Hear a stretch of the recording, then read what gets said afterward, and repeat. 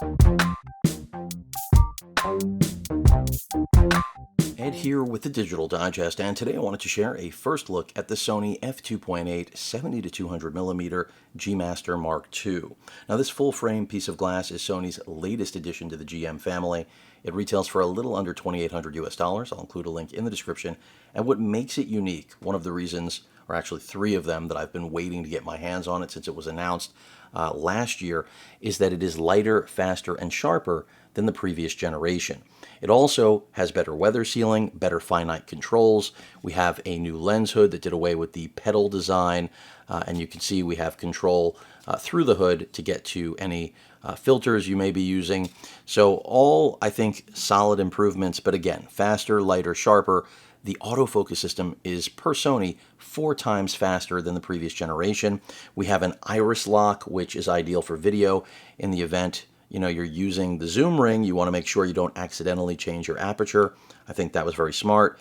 3 different modes of stabilization, of course, an optical stabilization switch. We have our control of autofocus from infinite, or rather full autofocus to infinite to 3 meters. We have the ability to, of course, switch autofocus on and off, and then that full-time DMF switch as well. So really a nice suite of switches on board. Control the traditional 3 buttons that you can customize for hold. I mean, the fact, at least for me, the 2 most important things, the 3 are, the sharper, lighter, and faster, of course, but to me, that 4 times the autofocus speed of the previous generation is really impressive, and it probably just scratches the surface of what future G Master glass is going to have to offer in order to complement bodies like the A1, which is still the pinnacle right now of digital imaging. And the beauty of this is that it really is an ideal, or should be, I haven't used it yet, let's not get ahead of ourselves, right? It should be ideal, again, for hybrid shooting, which is my favorite. Closer focus distance on this than the previous generation. Everything has been improved. So if you're wondering what I will be testing this with, first and foremost, it'll be the A7 Mark IV, which I have for review right now as well.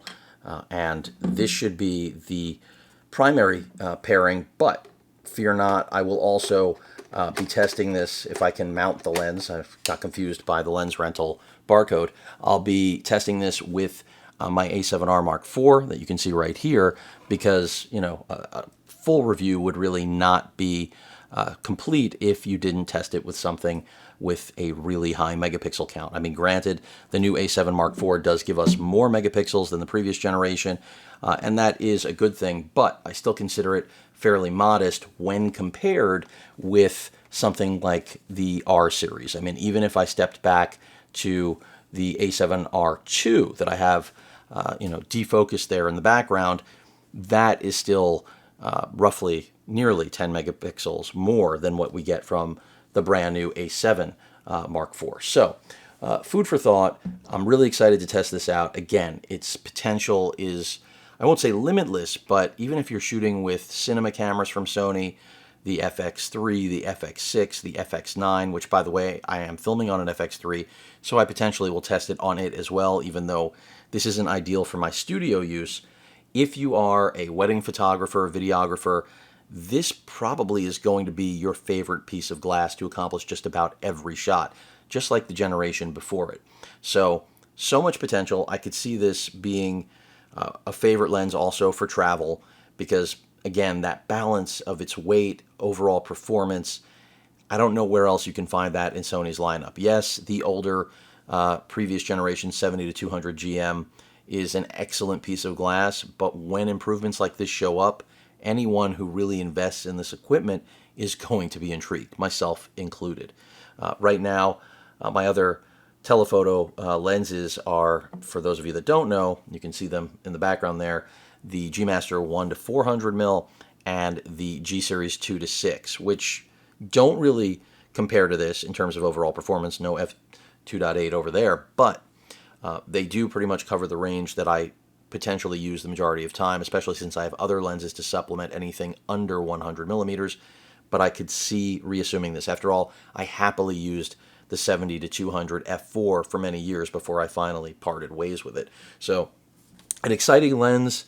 Again, I've got some back problems, so the lightweight is also really well received by me, because anything much heavier than this, like my other two lenses there in the background, or even three if you include the PZ28 to 135, because it's a pretty big one as well, it starts to, break the back quite literally in a full capacity of shooting if you're really going to go for any long period of time. But I'm excited, again, to get shooting with this. It feels good. I mean, what else would you expect from a G Master?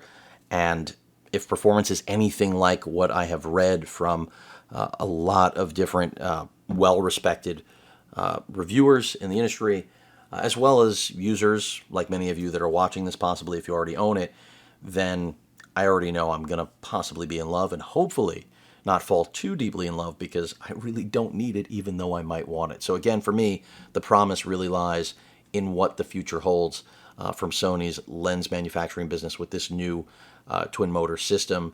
So much less glass than the previous gen, and the ability to just hopefully meet the autofocus of Sony's brand new latest and greatest full frame bodies. Now, I don't have an A1 to test this with, but again, you already heard the A7 IV is no slouch, and of course my FX3, no slouch either.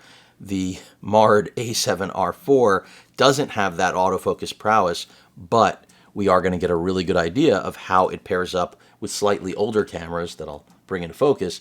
I may even test it on the A7R too. We'll see, because I'm sure some of you are still enjoying that camera and probably wondering, is this the right investment rather than a new body? Because at this price, you could be buying a new A7 IV, of course, which is definitely got some parity with that A7R2.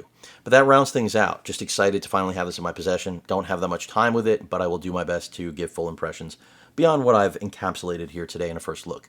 Any questions or comments, please feel free to post them. Hit that like button. And as usual, please feel free to subscribe, and please stay safe. Later.